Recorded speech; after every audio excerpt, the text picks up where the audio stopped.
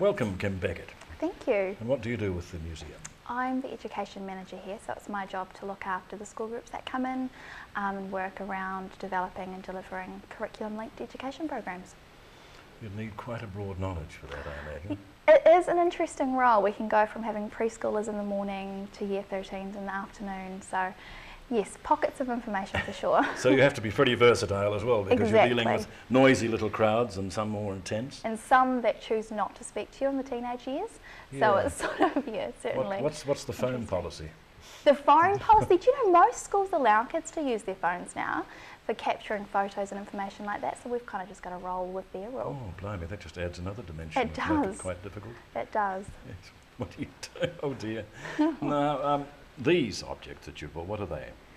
So these three items are examples of early stone tools that tell us about cultural evolution. So basically we use these stone tools to look at the different periods of Paleolithic tool culture, so stone tool culture.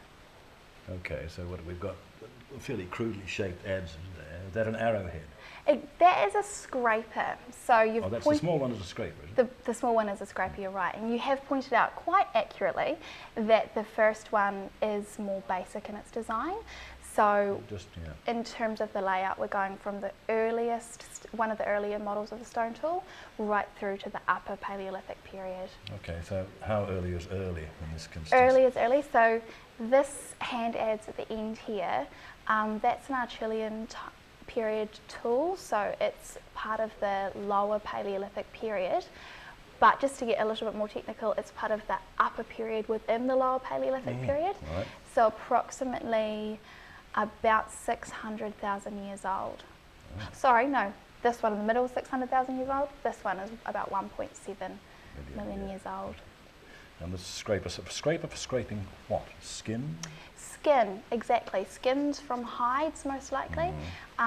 Skins from carcasses, and then chopping up meat from the carcass as well. So that sort of leads into division of labour within cultural evolution as well. So there would be designated skinners. Exactly, and then cutters, and certainly more group dynamics. So you get and these sort of working together. skills developing. Exactly. And little groups of people who are sort of apprenticed to the skill. That's right. And now there's a bone. This is actually a deer antler. So this is antler. part of the upper Paleolithic period stone tools. So this is starting to date back to about 100,000 years old, and that upper Paleolithic period is associated with Homo sapiens. So with each of the areas we have a particular hominid group associated with the tools. Yes. I'm just sort of staring at and looking at the horses. Exactly. Incised on it. Can you pick it up? Awesome. You're allowed to do that? Yeah, sure. Oh, you must have. You've shown. Awesome. You're right there. Certainly. So we could just, Yeah. Could you hold it up and the camera might just see these wonderful horses on the going down the shaft of the antler. So this is one of the distinguishing features of the upper Paleolithic period as well, moving into using different types of materials like antler and bone, but also markings that are artistic in nature. So it's a movement from... They're not merely symbols. They are artistic in nature. Exactly. You're sure of that, eh? Well, that's an interesting question.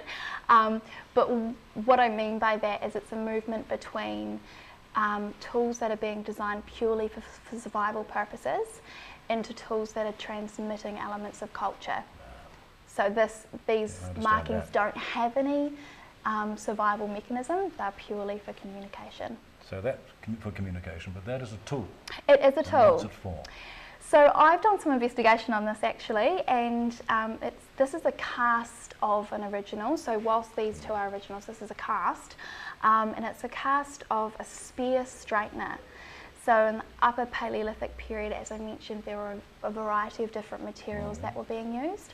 And this particular material, given that it has a little bit of flexibility but it's still strong enough, was used in straightening wooden spears. Wooden spears, so go through the hole? Yeah, I believe and just so. And levering it, exactly. So really simple, simple machines, basically, we're seeing in development with using a lever.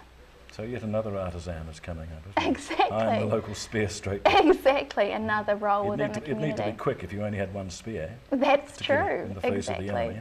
Exactly. Oh, that's wonderful. It is. It's a really interesting piece for sure. So, presumably, museums all around the world would have examples of this. Certainly those that are in a way dealing... of sharing these things so that this sort of instruction can carry on, I guess. Exactly, and certainly those that are dealing with human evolution, both in terms of cultural and biological. So the tools here, even though they relate more directly to cultural evolution, cultural and biological evolution are very much intertwined, so they can tell us a lot about the development of hominids. Oh, well, thank you very much for bringing them in. My pleasure, thank you.